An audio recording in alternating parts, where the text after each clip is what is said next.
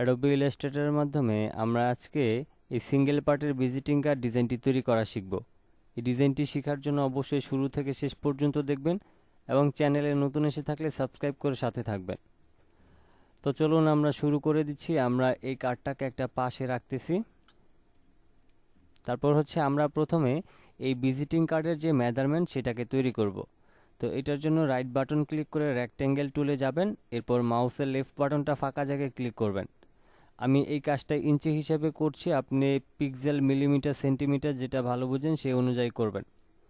তো আমরা ওয়াইড নিব 3.5 ইঞ্চি এবং হাইট নিব 2। তারপরে এখান থেকে ওকে করে দিলে আমাদের এইরকম একটা শেপ তৈরি হবে। এখন এখানে আমাদের হোয়াইট কালার আছে, এই জন্য এটা কিছুই বোঝা যাচ্ছে না। এখন আমরা এখান থেকে একটা শ্যাডো দিব এই শেপটাতে, তাইলে আমরা সহজে বুঝতে পারবো। তো আমরা এটাতে শ্যাডো দেওয়ার জন্য ইফেক্টে যাব, ইফেক্ট থেকে স্টাইলাইজ, দেন ড্রপ শ্যাডো। তারপরে এখান থেকে প্রিভিউ দিব এবং ওকে করে দিব। তো এখানে আমাদের অলরেডি একটা শ্যাডো তৈরি হয়ে গিয়েছে। এবার আমরা একে একে করে এখানকার যে শেপগুলি রয়েছে সেই শেপগুলি তৈরি করব। তো তার জন্য আমি কিবোর্ড থেকে Ctrl+2 দিয়ে আগে এটাকে লক করে নিচ্ছি। আর এখানে আমরা আরেকটা কাজ করলে পারি, সেটা এই শেপটাতে আমরা চিকন একটা স্ট্রোক ব্যবহার করতে পারি, যাতে আমরা সহজে আমাদের শেপটা বুঝতে পারি। পরবর্তীতে চাইলে আমরা এই স্ট্রোকটাকে অফ করে দিতে পারবো। এবার আমরা Ctrl+2 দিয়ে লক করে নিলাম। এখন আমরা যাব পেন টুলে। পেন টুলে গিয়ে আমি সরাসরি এই কর্নারে একটা ক্লিক করব। তারপর আমি এখানটায় ক্লিক করে আমি এই কর্নারে চলে আসব, তারপর এই কর্নারে চলে আসব। এখন এইখানে আমি ফিল কালার দিয়ে দিব। আমরা এই কালারটা ব্যবহার করেছি এটা। এখন এইখানে আমাদের এই যে চিকন যে শেপটা রয়েছে এই শেপটা তৈরি করতে হবে। তো এটার জন্য আমরা রেক্ট্যাঙ্গেল টুলে যাব এবং আমি ঠিক এইভাবে করে চিকন করে একটা শেপ নিব। এখন এইখান থেকে আমরা এটাকে এইভাবে করে একটু রোটেট করে নর্মালি আমি এটাকে এইখানে বসিয়ে দিব। তারপর একটু জুম করে দেখে নিব যে আসলে রোটেটটা ঠিকঠাক মতো আছে কিনা। তো আমাদের এই অংশটা একটু বেশি মোটা মনে হচ্ছে এবং এটা একটু চিকন মনে হচ্ছে। এটার জন্য চাইলে আমি এটাকে আরেকটু ঘুরায় দিলে আমাদের কাজটা হয়ে যাবে। তো আমি নর্মালি এখান থেকে এটাকে হালকা একটু এইদিকে ঘুরায় নিলাম এবং এখন আমাদের এটা পারফেক্ট রয়েছে। আমি এটাকে একটু বড় করে আমি এটাকে একটু কেটে নিব।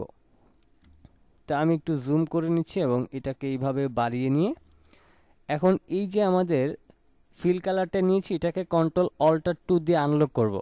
আনলক করার কারণটা এই যে বাড়তি অংশটা আছে এটা আমরা কাটবো এই জন্য।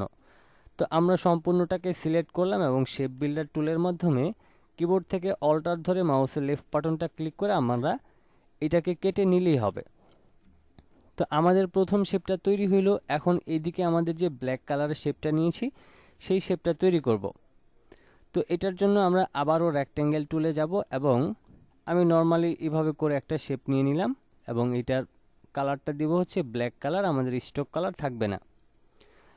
এখন এখানে আমরা এই শেপটাকে জাস্ট এইভাবে করে একটু ঘুরিয়ে নিব এবং আমি এটাকে আরেকটু বড় করে নিচ্ছি।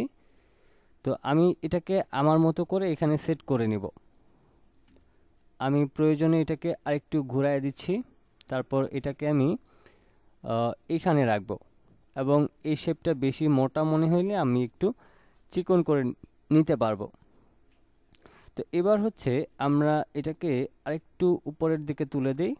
এখন সম্পূর্ণটাকে সিলেক্ট করে আমরা আবারও শেপ বিল্ডার টুলে যাব এবং অল্টার ধরে এই অংশটা মাইনাস করব, তারপর এই অংশটা মাইনাস করব। এখন এইখানে এই যে গ্রিন কালারটা তো নিচে চলে গিয়েছে এবং ব্ল্যাক কালারটা উপরে চলে আসছে। এজন্য আমাদেরকে কি করতে হবে, এই গ্রিন কালারের দুইটা আমাদের শেপকে সিলেক্ট করতে হবে। সিলেক্ট করার পর রাইট বাটন ক্লিক করে অ্যারেঞ্জ থেকে আমরা ব্রিং টু ফ্রন্ট করে দিব। তাহলে আমাদের এই গ্রিন কালারের শেপটা উপরে চলে আসবে। এরপর আমাদের এখানে আমাদের যেই শেপটা তৈরি করেছি এই শেপটা তৈরি করব। তার আগে আমরা এখানে ছোট্ট একটা লোগো ব্যবহার করেছি, আমরা এখান থেকে লোগোটা তৈরি করে নিচ্ছি। তো আমরা প্রথমে পলিগন টুলে গেলাম, তারপর অল্টার শিফট ধরে আমি এইরকম একটা শেপ নিয়ে আমরা এটাকে স্ট্রোক কালার দিব। তারপর এখান থেকে আমরা স্ট্রোকটাকে প্রয়োজন অনুযায়ী একটু মোটা করে নিচ্ছি, আমি আরেকটু ছোট করে নিলাম। এবার এটাকে আমরা সিলেক্ট করে অবজেক্ট থেকে এক্সপান্ড করে নিব। এক্সপান্ড করে নিলে আমাদের এটা স্ট্রোক থেকে ফিল কালারে চলে আসবে। এবার আমরা একটু জুম করে এখান থেকে আমরা এই লাইন সেগমেন্ট টুলে যাব। তারপর এই কর্নার থেকে আমি সরাসরি এই কর্নারে আমি একটা লাইন নিয়ে নিচ্ছি। তো আমি হচ্ছে এটাকে একটু মোটা করে নিলাম। তারপর হচ্ছে আমি আবারও লাইন সেগমেন্ট টুলে গিয়ে এখান থেকে সরাসরি এখানে আসলাম, তারপর এই কর্নার থেকে এই কর্নারে। এবার সম্পূর্ণ শেপটাকে আমি ধরে অবজেক্ট থেকে এক্সপান্ড করে নিব। এক্সপান্ড করে নেওয়ার পর সম্পূর্ণটা সিলেক্ট করার পর আমি শেপ বিল্ডার টুলের মাধ্যমে অল্টার ধরে এই অংশগুলিকে আমি মাইনাস করব। তারপর এই অংশটা আমি মাইনাস করে দিতেছি, তারপর এই অংশটাকে আমি মাইনাস করে দিব। ওকে, এবার হচ্ছে আমরা এই শেপটাকে একটু এদিকে সরায় নিলে আমাদের এখানে যে বাড়তি অংশগুলি আছে সেগুলিকে সিলেক্ট করে ডিলিট করে দিব। তারপর আমরা একটু জুম আউট করে নিলাম। জুম আউট করে আমরা লোগোটাকে এখানে বসিয়ে নিলাম। তো আমি জাস্ট আমার মতো করে টিউটোরিয়াল বানানোর পারপাসে আমি একটা ডিজাইন বানিয়ে নিয়েছি। আপনারা অবশ্যই সুন্দর একটা ডিজাইন বানিয়ে নেবেন এবং কোম্পানি অনুযায়ী বা আপনি যেই প্রতিষ্ঠানের অনুযায়ী বানাতে চান সেই প্রতিষ্ঠান অনুযায়ী বানিয়ে নেবেন। তো এবার আমরা আমাদের এই যে মেইন যে মেজারমেন্টটা রয়েছে এটার মধ্যে একটা স্ট্রোক ব্যবহার করেছিলাম, এই স্ট্রোকটাকে আমরা অফ করে দিচ্ছি। এবার হচ্ছে আমরা এইখানে যে ডিজাইনটা তৈরি করেছি এই ডিজাইনটা হচ্ছে আমরা তৈরি করব। তো এটার জন্য আমরা রেক্ট্যাঙ্গেল টুলে গেলাম এবং এখান থেকে আমি সরাসরি এই পর্যায়ে চলে আসব। তারপর আমি ডিরেক্ট সিলেকশন টুলে যাব এবং এখানটাতে আমি সিলেক্ট করে নর্মালি এটাকে এইভাবে করে সিলেক্ট করে দিব এবং এইখানে আমরা সেম কালারটাকে অ্যাপ্লাই করব। ওকে, এবার হচ্ছে এখানে আমাদের এই যে ইউর নেম এবং ডেজিগনেশন এই লেখাটাকে লিখে নিব। তার জন্য আমি টাইপ টুলে গেলাম এবং এখানে আমি ক্লিক করে আমি ফন্টটাকে একটু বড় করে নিচ্ছি। তারপর এখানে আমি বড় হাতে লিখে নিব ইউর নেম।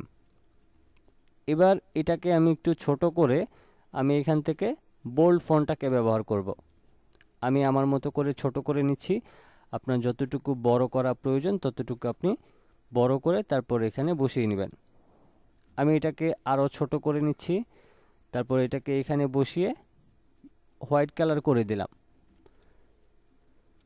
তো তারপর হচ্ছে আমাদের এখানে দেখেন ছোট করে ডেজিগনেশন হচ্ছে যে পদবি থাকে সেই পদবিটা আমি যেহেতু টিউটোরিয়াল পারপাস বানাচ্ছি আমি এখানে শুধু ডেজিগনেশন লিখে দিব, আপনার যে পদবি সেটা আপনি লিখে নেবেন।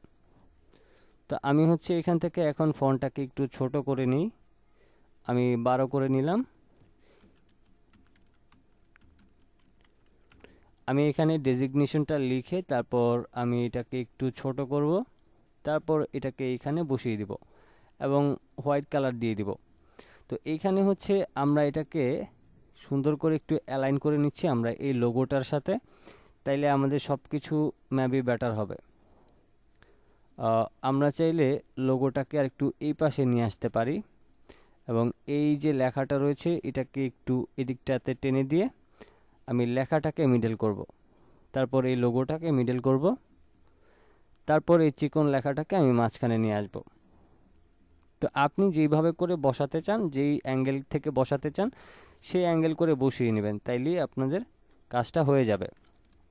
এখন এইখানে হচ্ছে আমাদের এই যে এই শেপটা তৈরি করে সিম্বলগুলি বসিয়েছি এবং লেখাগুলি লিখে নিয়েছি, এগুলি আমরা তৈরি করব। তো প্রথমে আমরা কি করব, আমরা যাব হচ্ছে পলিগন টুলে এবং এখানে আমি ক্লিক করে একটা পলিগন শেপ নিয়ে নিলাম। এখন এখানে হচ্ছে আমরা এটাকে আমরা ফিল কালার দিয়ে দিচ্ছি।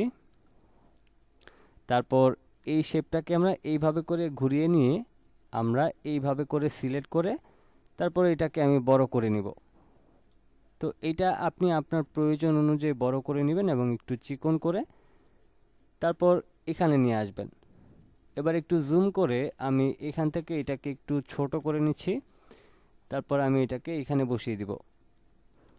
ওকে, এবার হচ্ছে আমরা কিছু আইকন ব্যবহার করব, যেমন আমি এখান থেকে মেইলের আইকন, তারপর হোমের আইকন, ফোনের আইকন, ওয়েবের আইকন, এই আইকনগুলি ব্যবহার করেছি। এখন এই আইকনগুলি তো অনেক বড় বড় রয়েছে, আমি এগুলিকে এখানে রেখে জাস্ট আমি এগুলিকে ছোট বড় করে তারপর বসিয়ে নিব।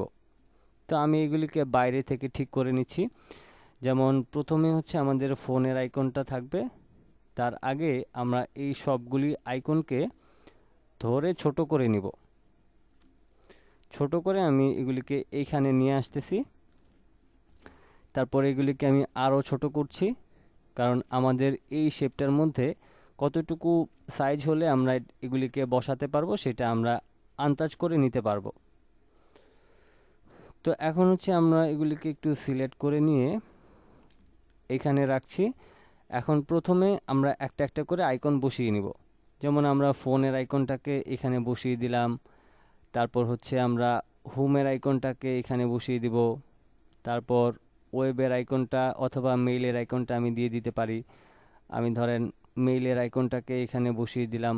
আমি এই গ্যাপগুলি একটু চাপায় নিব। এই গ্যাপগুলি চাপায় নিলে আমরা চারটাকে একসাথে বসাতে পারবো।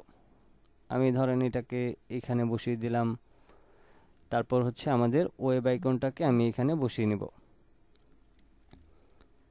তো এখানে হচ্ছে আমি প্রথমে ধরেন ওয়েব আইকনটাকে এখানে রাখলাম, হালকা একটু ফাঁকা ফাঁকা করে রাখছি।